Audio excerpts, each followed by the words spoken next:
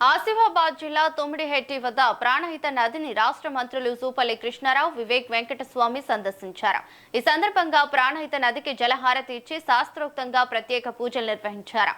అనంతరం తొమ్మిడిశెట్టి ప్రాజెక్టును పునరుద్ధరించేందుకు రాష్ట్ర ప్రభుత్వం చిత్తశుద్ధితో పనిచేస్తోందని మంత్రి జూపల్లి కృష్ణారావు తెలిపారు.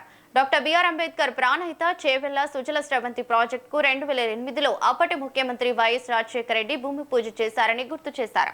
38,500 కోట్ల అంచనా వ్యయంతో 16 లక్షల ఎకరాలకు సాగుని అందించాలనే లక్ష్యంతో ఈ ప్రాజెక్టును ప్రారంభించారని చెప్పారు.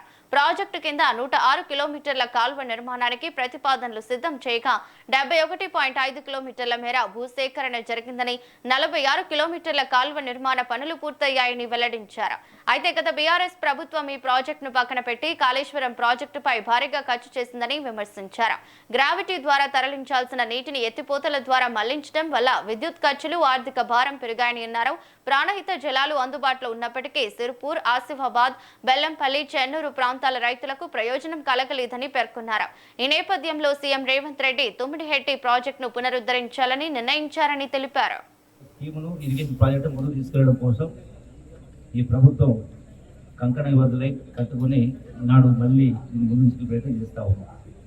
ఇందులో ఆదిలాబాద్ జిల్లాకు సంబంధించి 3 నియోజకవర్గాలకు సుమారుగా 2 లక్షల ఎకరాలకు ఆ 3 నియోజకవర్గాలు కూడా, ఒకటి సిర్పూర్, కాగజ్నగర్, అట్లాగే బెల్లంపల్లి, చెన్నూరు 3 నియోజకవర్గాలు సుమారు 2 లక్షల ఎకరాలకు.